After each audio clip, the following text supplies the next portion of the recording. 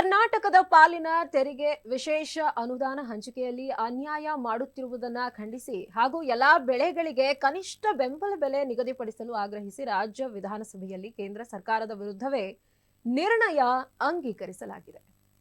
ಆರ್ಥಿಕ ಸಂಪನ್ಮೂಲಗಳ ಮತ್ತು ಕನಿಷ್ಠ ಬೆಂಬಲ ಬೆಲೆಯ ಸಮಾನ ಹಂಚಿಕೆ ಮಾಡುವಂತೆ ನಿರ್ಣಯದಲ್ಲಿ ಆಗ್ರಹಿಸಲಾಗಿದೆ. ಈ ನಿರ್ಣಯಕ್ಕೆ ಬಿಜೆಪಿ ನೇತೃತ್ವದ ಪ್ರತಿಪಕ್ಷಗಳು ತೀವ್ರ ಆಕ್ರೋಶ ವ್ಯಕ್ತಪಡಿಸಿದ್ವು.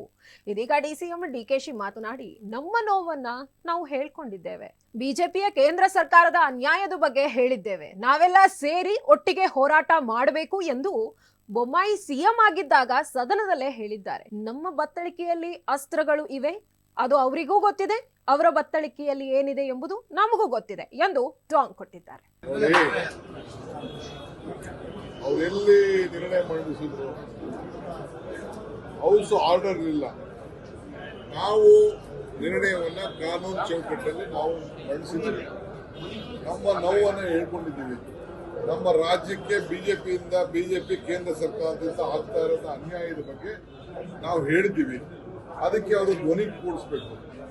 ಅವರು ನಮಗೆ ಎಷ್ಟು ಲಾಸ್ ಆಗಿದೆ ಅನ್ನೋದನ್ನ ಅವರು ಹೊರಟ 26 ಜನ ಎಂಪಿನೂ ಮಾಡಿಬಿಟ್ಟಿಲ್ಲ. ನಿಮ್ಗೆಲ್ಲ ನೆನಪಿರ್ಬೇಕು, ಬಸವರಾಜ ಬೊಮ್ಮಾಯಿ ಅವರು ಚೀಫ್ ಮಿನಿಸ್ಟರ್ ಆಗಿದ್ದಾಗ ವಿಧಾನಸೌಧದಲ್ಲೇ ಅವರೇ ಅಫಿಷಿಯಲ್ ಆಗಿ ನಾವೆಲ್ಲ ಸೇರಿ ಒಟ್ಟಿಗೆ ಹೋರಾಟ ಮಾಡಬೇಕು ಅಂತೇಳಿ ಬೊಮ್ಮಾಯಿ ಅವರೇ ಹೇಳಿಕೆಯನ್ನು ಕೊಟ್ಟದ್ದು. ಕೃಷ್ಣ ಬೈರೇಗೌಡರು, ಸಿದ್ದರಾಮಯ್ಯನವರು ಇಬ್ಬರು ವಿರೋಧ ಪಕ್ಷಗಳಿದ್ದಾಗ ಮಾಡಿದಂಥ ಪ್ರಸ್ತಾವನೆಗೆ ಅವರೇ ಹೇಳಿಕೆ ಕೊಟ್ಟಿದ್ದ ದಾಖಲೆ ನಿಮಗೆಲ್ಲ ಗೊತ್ತಿದೆ.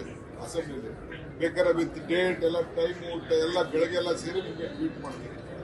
ಸೊ ಅವ್ರು ಹೇಳ್ಕೊಟ್ಟಿದ್ದ ಹೋರಾಟ ಮಾಡಬೇಕು ಅಂತಂದ್ರೆ ನಿಮ್ಮ ಜೊತೆ ಹೋರಾಟ ಮಾಡಿ ಅಂತ ನಾವು ಮಾಡ್ತಾ ಇದ್ದೀವಿ. ಸೊ ನಾವು ನಮ್ಮ ಪಾಲು, ನಮ್ಮ ತೆರಿಗೆ, ನಮ್ಮ ಹಣ, ನಮ್ಮ ಹಕ್ಕು ಅದನ್ನ ಕೊಡಿ ಅಂತ ನಾವು ಕೇಳ್ತಾ ಇದೀವಿ. ಇದನ್ನ ವಿಧಾನಸೌಧದಲ್ಲಿ ನಾವೆಲ್ಲ ಸೇರಿ ಒಪ್ಪುವುದರಿಂದ ನಾವು ಇದನ್ನ ಪಾಸ್ ಮಾಡಿ ಕೇಂದ್ರ ಸರ್ಕಾರಕ್ಕೆ ಕಳಿಸಬೇಕು ಅಂತ ತೀರ್ಮಾನ ಮಾಡಿದ್ವಿ.